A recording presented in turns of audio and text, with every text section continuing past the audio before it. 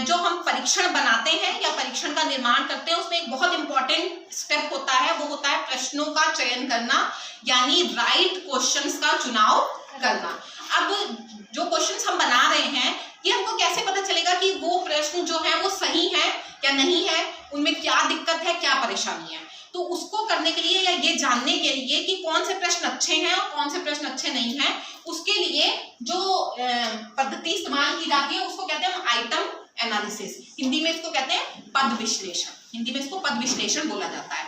तो यानी पदों का या आइटम्स का, यानी जो तुम्हारे क्वेश्चंस हैं या तुम कोई मान लो कि वो बना रहे हो, शेड्यूल वगैरह बना रहे हो तो उसमें कथन होते हैं, चाहे कथन है चाहे तुम्हारे क्वेश्चंस हैं, किसी भी फॉर्म में है, उनमें से राइट क्वेश्चंस, राइट आइटम्स या राइट स्टेटमेंट्स का चुनाव करने के लिए हम आइटम एनालिसिस का इस्तेमाल करते हैं।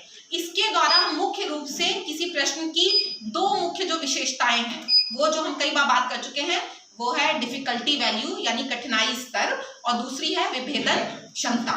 ये दोनों पता लगाते हैं, क्योंकि हमने पहले भी पढ़ा है कि ये दोनों विशेषताएं किसी भी प्रश्न के लिए बहुत इंपॉर्टेंट होती हैं। अगर किसी प्रश्न का कठिनाई स्तर सही नहीं है और अगर किसी प्रश्न में विभेदन क्षमता नहीं है तो वो प्रश्न अच्छा नहीं माना जाता है। तो हम थोड़ा सा रिवाइज करेंगे कि डिफिकल्टी वैल्यू क्या है, एक लाइन में बताते हैं अभी, और डिस्क्रिमिनेशन पावर क्या है, और प्लस उसको निकालने की विधि क्या है। तो सबसे पहले हम बात करेंगे डिफिकल्टी वैल्यू की। डिफिकल्टी वैल्यू यानी कठिनाई स्तर, डिफिकल्टी वैल्यू या कठिनाई स्तर। ठीक, तो ये क्या होता है फिर से बताएं अगर, तो कठिनाई स्तर का अर्थ है कि कोई प्रश्न कितना कठिन है, यानी उसको कितने प्रतिशत बच्चे हल कर पा रहे हैं। हम पहले भी बात कर चुके हैं कि हर क्लास में, हर कक्षा में सभी प्रकार के छात्र होते हैं। ठीक है, कमजोर छात्र भी होते हैं, औसत छात्र भी होते हैं और तेज बच्चे भी होते हैं। ठीक, तो किसी प्रश्न को कितने प्रतिशत बच्चे हल कर लेते हैं। मान लो क्लास में 100 बच्चे हैं तो उसमें से अगर 90 बच्चे किसी प्रश्न को हल कर लेते हैं तो यानी कि उस प्रश्न को बहुत सारे बच्चे हल कर ले रहे हैं, है ना। यानी वो प्रश्न उतना कठिन नहीं है, उसको कमजोर बच्चे भी कर ले रहे हैं, औसत बच्चे भी कर ले रहे हैं, तेज बच्चे भी कर ले रहे हैं। और कोई प्रश्न है मान लो जिसको क्लास के 100 बच्चों में से सिर्फ 10 बच्चे कर पाते हैं, यानी कि वो प्रश्न बहुत कठिन है ना, उस कठिनाई ज्यादा है। तो ये तो लेमैन भाषा में हुआ कि कठिनाई का क्या मतलब है। लेकिन अगर हमको निकालना हो स्टैटिस्टिकली, सांख्यिकीय तरीके से कि कठिनाई स्तर क्या है किसी प्रश्न का, क्योंकि अगर हमने पढ़ा था ना एनआरटी सीआरटी में कि एनआरटी में हम बहुत सरल प्रश्न और बहुत कठिन प्रश्न को अवॉइड करते हैं, बहुत अच्छे नहीं माने जाते हैं। तो औसत कठिनाई वाले प्रश्न जो होते हैं वो ज्यादा बेहतर होते हैं।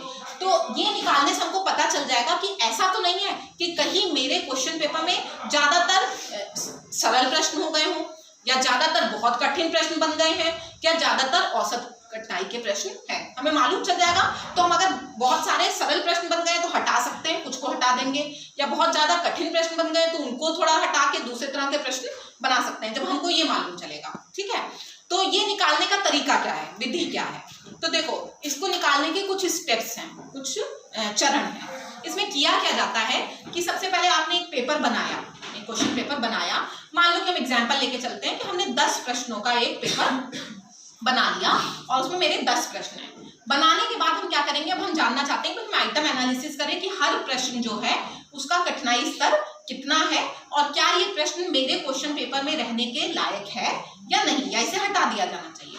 तो हम क्या करेंगे कि एक छोटा सैंपल चुन लेंगे बच्चों का। जैसे मान लो कि जिन बच्चों के लिए हमने बनाया है, मान लो कुल 100 बच्चे हैं जिनके लिए हमने बनाया, तो उसमें से एक छोटा सैंपल चुन लो, यानी 20 बच्चों का रैंडमली चुनाव कर लो। ठीक है, और उनसे हम कहेंगे कि भाई आप लोग को हम एक क्वेश्चन पेपर देने जा रहे हैं, उनको सारे निर्देश देंगे और वो क्वेश्चन पेपर उनको हल करने के लिए दे देंगे। ठीक, वो सारे 100 बच्चे जो हैं, सॉरी जो 20 बच्चे हैं, वो उस क्वेश्चन पेपर को हल करेंगे।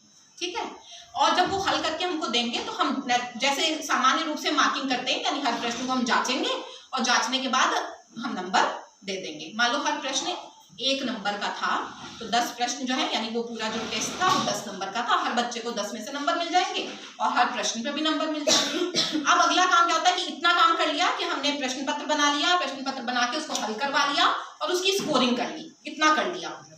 इतना करने के बाद अब हम डिफिकल्टी वैल्यू निकालने का काम शुरू करेंगे। उसमें क्या किया जाता है कि जो हमारे पास जो टोटल हमारे पास आंसर शीट्स हैं, यानी जितने हमारे पास जितने बच्चों ने दिया है हमारा टेस्ट, उतने हमारे पास कॉपीज होंगी। उन कॉपीज को हम क्या करेंगे, एक क्रम में व्यवस्थित कर देंगे। छोटे से बड़े के क्रम में कर दो या बड़े से छोटे के क्रम में कर दो, ठीक है। उसको हमने क्रम में व्यवस्थित कर, जो जिसके सबसे ज्यादा नंबर है उसको सबसे ऊपर कॉपी, फिर उससे कम, उससे कम, उससे कम करके हम सारे बच्चों की कॉपी को अरेंज कर देंगे, ठीक है। हमने अरेंज कर दिया।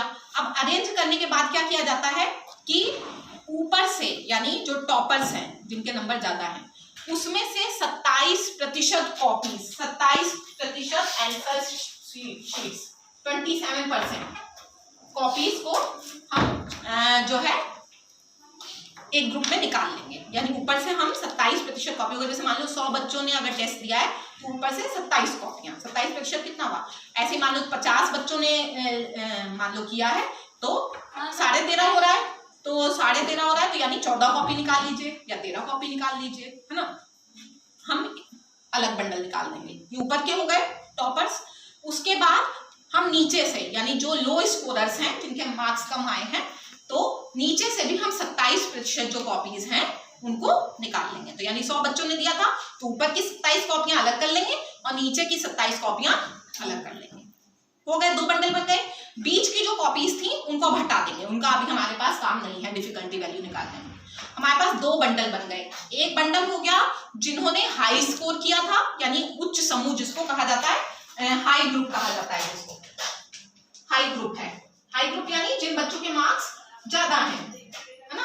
और दूसरा कौन सा है, लो ग्रुप है, यानी जिन बच्चों के मार्क्स कम है। नीचे वाली जो 27% कॉपियां वो लो ग्रुप को बताती हैं और जो ऊपर वाली 27% कॉपियां हैं वो हाई ग्रुप को बताती हैं। हमारे पास 2 बंडल तैयार हो गए। अब क्या करेंगे, अब यहां से काम शुरू होता है। देखो डिफिकल्टी वैल्यू जो निकलती है वो हर प्रश्न की निकालनी है ना, तो यानी हर प्रश्न के लिए हमको कैलकुलेशन करनी होगी। यानी मान लो कि तुम्हारे टेस्ट पेपर में 10 प्रश्न थे, तो हर प्रश्न के लिए यानी 10 बार तुमको डिफिकल्टी वैल्यू निकालनी है। पहले प्रश्न की निकालोगे, फिर दूसरे प्रश्न की निकालोगे, फिर तीसरे प्रश्न की निकालोगे। तो निकालेंगे कैसे, इसका जो फॉर्मूला है पहले वो देख लिया जाए। डिफिकल्टी वैल्यू का फॉर्मूला क्या है। डिफिकल्टी वैल्यू बराबर होता है, इसको हम मान लो कि शॉर्ट फॉर्म में डिफिकल्टी वैल्यू को डीवी से दिखा सकते हैं। तो ये है 100 माइनस आर एच, ये आर कैपिटल है और एच स्मॉल है, हाई ग्रुप को बता रहा है। Are H plus R L, ये एल माने लो ग्रुप, ये एल भी नीचे रहेगा। R H by R L बटे 2n इंटू 100, ये इसका फॉर्मूला है, ठीक है। हम बताते हैं इसका क्या मतलब है। dv equal to 100 minus R H plus R L upon 2n into 100, ठीक है।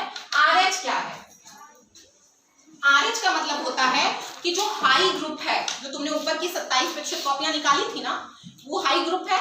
उस हाई ग्रुप में से देखो पहले प्रश्न के लिए हम डिफिकल्टी वैल्यू निकालने जा रहे हैं। तो हम क्या करेंगे कि वो 27% कॉपियां उठाएंगे और हर कॉपी को खोलेंगे और देखेंगे कि पहला प्रश्न, अच्छा पहली कॉपी खोली, हाँ पहला प्रश्न सही किया है, नोट कर लिया। दूसरी कॉपी उठाई, उसने भी पहला प्रश्न सही किया, अभी बस सिर्फ पहला प्रश्न देख रहे हैं सबका। तीसरी कॉपी उठाई, पहला प्रश्न उसने गलत किया है, नहीं गिनेंगे। चौथी उठाई, उसने सही किया है। यानी उस ग्रुप में जितने बच्चों ने पहले प्रश्न को सही किया होगा वो संख्या क्या है, आर एच है, ठीक है। तो यानी हम आर एच इक्वल टू क्या हुआ, हाई ग्रुप में किसी प्रश्न को सही हल करने वाले छात्रों की संख्या, यानी जितने बच्चों ने इस ग्रुप में उस प्रश्न को सही हल किया है वो गिन लेना है। तो हर कॉपी को पलटना है, पलट के ये देखना है कि हाँ उस प्रश्न को कितने बच्चों ने सही किया है। तो जैसे हम एग्जांपल ले रहे थे, मान लो 100 कॉपियां हैं, 27 कॉपियां हो गई हाई ग्रुप की, तो 27 में से कितने बच्चों ने पहले प्रश्न को सही हल किया है। मान लो ये आया कि तुम्हारा इस प्रश्न को जो है 20 बच्चों ने सही हल किया है, 27 में से 20 बच्चों ने उसको सही हल किया, यानी आर एच कितना हो गया, 20 हो गया। अब ये आर एल क्या है, आर एल का अर्थ है लो ग्रुप में, यानी जिनके अंक कम है, वो जो 27% कॉपियां हैं, उनमें से कितने बच्चों ने उस प्रश्न को सही हल किया है, पहले प्रश्न को सही हल किया है। तो वैसे ही करेंगे, हर कॉपी को देखते जाएंगे और गिन लेंगे कि उन 27% कॉपी में से कितने लोगों ने सही किया है। तो मानो मेरी 27 कॉपियां थी, तो उसमें से हमने पाया कि कुल जो है 8 बच्चों ने उस प्रश्न को सही हल किया है। जो लोअर ग्रुप था उसमें से 8 बच्चों ने पहले प्रश्न को सही हल किया है। तो RL का मान कितना हो गया? 8 हो गया। ठीक, 100 आपको पता ही है, इसमें कोई प्रॉब्लम नहीं। n क्या है यहाँ पे? 2n। तो n का अर्थ होता है छात्रों की संख्या। कितने छात्र हैं? छात्रों की संख्या। जितनी छात्रों की, वो तो जितने बच्चों का तुमने लिया है, जितनी कॉपी निकली है उस हिसाब से तुम्हारा n आ जाएगा। तो छात्रों की ये हो गया नंबर ऑफ स्टूडेंट्स। हो गया पूरा, सब चीजें मिल गई हमको। अब हम ये सारा जो मान है ये हम फॉर्मूले में रख देंगे। ठीक है, जैसे इसी को हल करके देखते हैं क्या आता है। तो dv की वैल्यू कैसे निकलेगी? dv equal to 100 minus RH कितना था हमारा? 20 प्लस RL कितना था हमारा? 8 बटे 2n। 2 गुणे n कितना है? n कितना है? 100। नहीं, ये हमको बताओ, हम तुमको एग्जांपल दे रहे हैं। तो हमने अभी बताया कि हमारे, मान लो कि हमने 100 बच्चों का टेस्ट लिया था, तो उसमें से 27% कॉपियां निकली। तो 27% कॉपी जो निकली तो वो कितनी हुई? 27 हुई। तो n की वैल्यू कितनी हुई हमारी?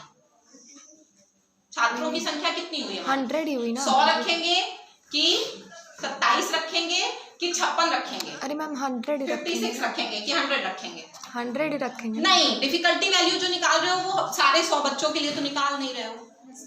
डिफिकल्टी वैल्यू जो तुमने निकाली है वो 100 बच्चों के लिए निकाली है, नहीं ना? 27% कॉपियां अलग कर ली है ना।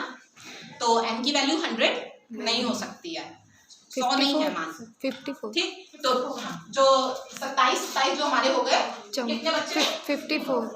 ठीक है, और जो है तो जब हम इस तरीके से हल करते हैं तो हमको पहले प्रश्न के लिए डिफिकल्टी वैल्यू का मान मिल जाएगा। अब देखो, अब इतना करने के बाद हमको पहले प्रश्न की डिफिकल्टी वैल्यू मिली है।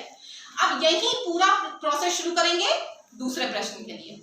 दूसरे प्रश्न के लिए फिर हाई ग्रुप में कितने लोगों ने सही किया, लो ग्रुप में कितने लोगों ने सही किया, फिर मान रखेंगे और फिर डिफिकल्टी वैल्यू निकलेगी। यानी उन 10 प्रश्नों के लिए हमको बार बार ये काम करना पड़ेगा हर बार। और अगर तुम्हारे क्वेश्चन पेपर में प्रश्नों की संख्या ज्यादा है तो उतना ज्यादा समय लगेगा, है ना, वो उतना कर। लेकिन ये इसका और कोई शॉर्टकट फॉर्मूला नहीं है। इसी तरीके से डिफिकल्टी, जैसे तुम अपना पेपर भी बनाओगे तो तुमको यही करना होगा हर क्वेश्चन के लिए। डिफिकल्टी वैल्यू इसी तरीके से निकलेगी। अब अगर डिफिकल्टी वैल्यू जो है उसका मान जो है कम आता है बहुत, तो यानी वो प्रश्न बहुत सरल है ना। डिफिकल्टी वैल्यू कम आ रही है तो यानी प्रश्न बहुत सरल है, और डिफिकल्टी वैल्यू बहुत अधिक आ रही है तो यानी प्रश्न वो बहुत कठिन है। तो अब आपको क्लियर हो गया, जैसे 50 आई, 55 आई, 60 आई, यानी औसत है, औसत कठिनाई का प्रश्न है, तो हम कहेंगे हाँ ये प्रश्न सही है, इसको हम अपने पेपर में रख सकते हैं। बहुत कम आ रही है डिफिकल्टी वैल्यू, यानी वो प्रश्न बहुत सरल है, तो कहेंगे नहीं इतना सरल प्रश्न नहीं रखना है हमको, तो हम उसको फिर हटा सकते हैं। और अगर बहुत कठिन आ रही है तो ऐसा नहीं कि हम बहुत कठिन प्रश्न क्वेश्चन पेपर में नहीं रखेंगे, ऐसा तो नहीं है। लेकिन ऐसा तो नहीं हो जा रहा है कि 10 में से पता चल रहा है कि 6 प्रश्न बहुत कठिन हो गए, तो वो तो फिर गड़बड़ हो गया ना, तुम्हारे पेपर का प्रपोर्शन गड़बड़ हो गया। तो इसलिए फिर हम चुनाव करेंगे कि नहीं, अगर 6 प्रश्न बहुत ज्यादा कठिन आ रहे हैं तो हम सिर्फ 2 प्रश्न रखेंगे, बाकी 4 प्रश्नों को पेपर से हटा देंगे। ठीक है, तो यानी कि अब हमारे लिए चुनाव करना सरल हो जाएगा कि हम किन क्वेश्चंस का चुनाव करेंगे और अपने फाइनल पेपर में किन किन प्रश्नों को हम रखेंगे जिनसे हमें बेहतर कठिनाई स्तर प्राप्त हो सके। ठीक है, तो